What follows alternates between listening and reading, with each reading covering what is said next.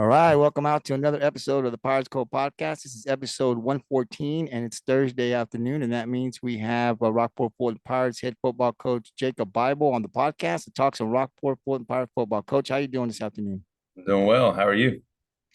I'm doing well, Coach. You've been busy, pretty busy week. Just getting things going here with football, podcast, live streaming. We'll be actually be out at the game this evening to live stream the junior varsity. So I'll be there about 4:30, close to 5 to live stream both games. So just getting prepared for that and definitely getting our weekly podcast underway. So, Coach, if you're ready, let's go ahead and I got the first question for you. And I know last week we spoke about the junior varsity green team had the game on Wednesday, but the JV gold team played last Thursday. So I want to get your thoughts on that game. I know that we took the loss 6-0, but what an improvement from what we started in week one. Your thoughts on that game and how well the team played. Yeah, they're like I told you that they're working hard every single day to get better, and it's showing.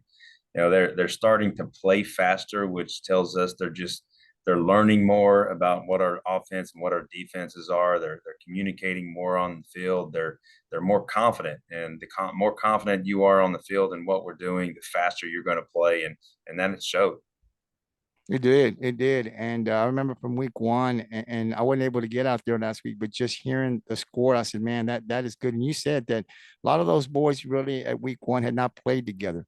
And so going into week three, now you're starting to see the chemistry. They're starting to understand what we wanted to do. So even though we didn't get a win, it's a big improvement from week one to where we are in week three. So hopefully tonight they'll get the win, right? That's what we're Yes, sir. hoping for. Um, Coach, the next question I have for you, of course, the Pirates Code podcast crew, they selected the offensive player of the game versus Ingleside, and that was Trevor Garcia. Trevor had 14 carries, coach, 104 yards, one TD, like I know you're aware of. But what was really impressive to me and to the guys was the ground game because Trey Alvarado also had 18 carries, 163 yards. So both of these running backs broke the 100-yard mark, and so I mean, it was great to see we've got a good set of running backs here. And that's because Taylor is out, So you add him into the mix. We've got three guys we can really pound the rock, coach. Your thoughts on the way the run game was effective in that game versus Ingleside? Yeah, definitely. We tell ourselves, and any football team does the same as far as run game goes. Like you have to have a run game, whatever your offense is, whether you're a spread or a power team, you have to be able to run the ball. And so we just got to, this last week that was one of the points of emphasis. Like we have to continue to get better and in the details of what it takes to be successful. And up front, that's with the steps, with the hat placement, with the hands, with every single different play that we run, and they're getting better and better at it. Still, there's still miscues, here and there, going from one running play to the right to a different running play to the left, and then just being able to transition that. But like I said, it takes reps, and yeah, our running backs are doing a great job of getting better too, and uh, as far as hitting aiming points. And that was something we were hit and miss. We're still a little bit hit and miss on, this running play is supposed to be at this aiming point, and we may be a little bit off here and there, and it helps the defense if you don't hit your aiming point. And so I've been able to get over there and kind of see our meshes and kind of explain like why this aiming point, why this path is so important for this play. It just helps the offensive line set up their blocks. So it's just a culmination of things of us getting better at. And Trevor was huge for us this last week, and he's just a man. He's a baller. He's from when I got here, and he's willing to just do whatever we ask him to do. He wants to play, and he wants to be successful, and he wants to win. And he was started off as a slot receiver and slant Sam linebacker, and then with Peyton, man, Peyton, he's a great running back, and he's battling through some injuries from the beginning of the season and still now. And so we had to have Trevor like, hey, we need you to carry the ball this week, and to be that backup running back for Trey, and start at Sam linebacker. And there's zero hesitation with him. So he wants to be on the field. He wants to play, and he's a great player, as you can see. Absolutely. We saw him run the ball last year a little bit, and he's a powerful runner. I mean, we did our highlight reel on Tuesday on the Pirates Co podcast, and you see in slow mo how he just pounded a guy. I mean, he went right at that safety went at him, and he just knocked him back. It took like 3 or 4 plays, and so when you see that, you see how tough they're running, right? You see how tough these runners are running, man. It just gets you excited and it gets you fired up. And both of these guys are coming, all three of them actually, because Trey's coming back next year. Alvarado's coming back and Taylor. So when you look at it from that way, you're just like, oh my God, these guys are just going to continue to get stronger and better. So really excited about what these guys are doing. They're playing hard, coach, and we really love to see that in the effort that they're giving. Now we're going to go over to the defensive player of the game on the Pirates Co podcast, and that was defensive specialist, and we gave it to Cristobal De Leon. This is week 3 going into week 4, and just his punting.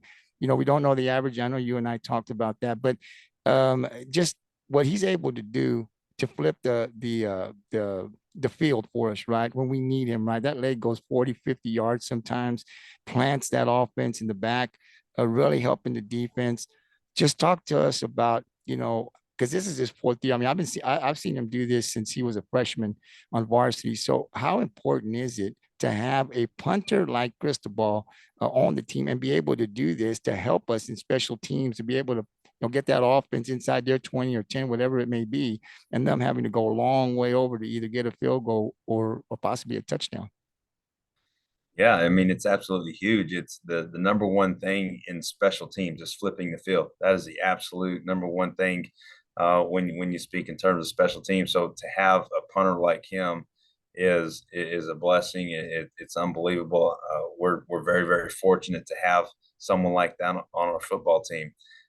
He can obviously, as you saw a couple of weeks ago, he can pull it down and go get a first down if he needs to, or he could boot it 60 yards. It's what kind of whatever we need. And the special thing about Cristobal is in a couple of games, there's been a Division 1 either receiver DB back there to catch those punts, and then Sinton had an absolute stud back there to return punts, and he puts it in a spot, whether it's away from him or he boots it so far where they don't have a chance to pick it up and return it. And if they do, we got cover guys right there in his face. So absolutely huge for our football team, for our defense, and for us to be confident that it's okay to punt this ball because we know it's going to be pinned inside the 20, or we know it's going to be give that opponent offense a long way to go. Yeah, no, it's great, and he's been great. We've seen him do it for years, but man, he's really got a leg on him now, and it's really nice to see that. We get in there, we know where it's going. So it's great to have Cristobal De Leon on the team, obviously. Coach, when we started the game, I wanted to talk about Dawson Phillips and just coming up with a huge interception, right? The pressure was on in this one play that I'm talking about where Jacobson pulls over, feeling that pressure from Noah Jones, who got a really good hit, but he was able to get the ball up. But I think due to the pressure that he was feeling from, I think it was Estrada and Noah Jones, he had to hurry up that pass. Dawson Phillips in a great position to get that interception, which really early on in that game turned the momentum for us, for the Pirates. And then we see us go down in 2 plays and score. How just want to get your thoughts on Dawson Phillips. We know he's an athlete, offensively and defensively. He was a cornerback last year as a safety, so we know what he can do. But just your thoughts on that play where he positioned himself to get that interception and give us the momentum to go the other way. Yeah, the thing about Dawson is he's not just an athlete; like, he's a football player, and so he just kind of sees things that other players don't. So, like on that interception, he's a middle thirds player in that coverage, but for him to see the route distribution and realize, well, nothing's coming into that middle zone, I'm going to go add on to where in undercut, routes where I can just go be a part of this play, and so did a heck of a job of realizing that and just undercutting that deep route that they wanted to go to, and we knew they wanted to throw deep to their 2 studs, and then they had a couple other receivers that were pretty dang good as well. And no, huge vision by him and speed and being able to attack it and come down with that ball, and you couldn't ask for anything better.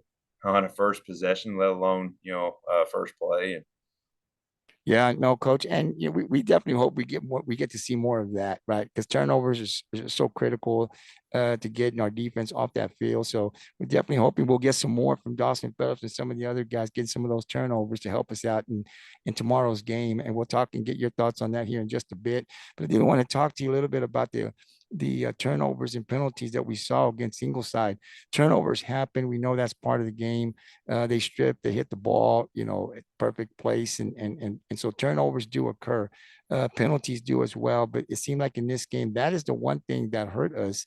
And we kind of lost momentum where the penalties, every time we had a play, a big play, penalties brought us back. I'll talk to you, coach, about one in particular, one where Sean Howe had that read option, kept it down and took off down the sideline. I was looking at that, and for me, I said, man, that what they called that penalty, it wasn't even part of the play. I mean, it didn't even affect the play at all. It was on the other side where it wasn't going, but the play was called anyway, and the big run was called back. Just wanted to get your thoughts on the penalties. Not sure how many we had, but I know it was costly for us that I think gave the advantage over to Sinton. Just your thoughts on the amount of penalties that we have, and hopefully, what can we do to minimize some of those penalties that are hurting us in football games? yeah, so some of it has to go, what everybody that's blocking on the field has to understand is you block with your feet and not so and less your hands, but more your feet. And just getting them to understand, like, keep your feet moving. Like, they may get there and have great position, great fit initially, but then you got to keep those feet moving so you can keep that position, sustain their position, because at some point that defender is going to run after the ball. And so if we get there and feet die, we can get into some trouble and get into some holding penalties. Going back to that play, and I don't bash officials, and I conversate with them during games and ask them questions on what they saw in judgment. And yeah, that when Sean kept that and they called it on the backside, because most officials, they'll tell you before the game, like, hey, something like that happens and it's away from the play and has nothing to do with it, we don't even call it. And going back and watching the film, like, I hate saying it, but I didn't see anything on that play, and rewinded it 30 different times, and I'm looking at all the different players. But yeah, unfortunate, but is what it is. But the other penalties pretty legit, and we just got to do a better job keeping our feet moving and sustaining our blocks and not letting our arms and hands get extended outside of our bodies. Absolutely, coach. Absolutely. And then my final question today is, we're going and traveling to Orange Grove. We're definitely going to be there as well. But wanted to get your thoughts on Orange Grove. It's a pretty good team. We've kind of done our research on it, and I kind of heard what the guys had to say on Tuesday's podcast. And it's a great offense. They move the ball around. They spread the ball, but they don't have that one high profile receiver like possibly maybe Sitton or Ingleside that they did, but they're still very effective. If you look at the yards that they throw, that they total, they get that ball thrown around to different receivers. Just your thoughts on the overall game, but what do we have to do defensively to be productive, and then offensively for us, what do we have to do? Are we going to see more of the run game? We see more pass. Now, I don't want you to say anything because people do hear this podcast, right? But just your overall thoughts on the game, because I think we have a really good opportunity. If we limit the penalties, yeah, I think we can leave Orange Grove with a win.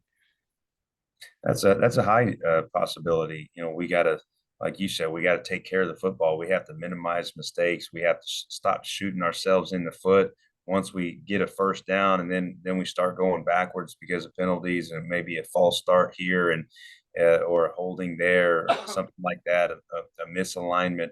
So once we start cleaning that up, like, man, our offense is really going to operate and be able to chop it down the field in the air and on the ground. Yeah, as far as Orange Grove, I think it's more than just a good football team.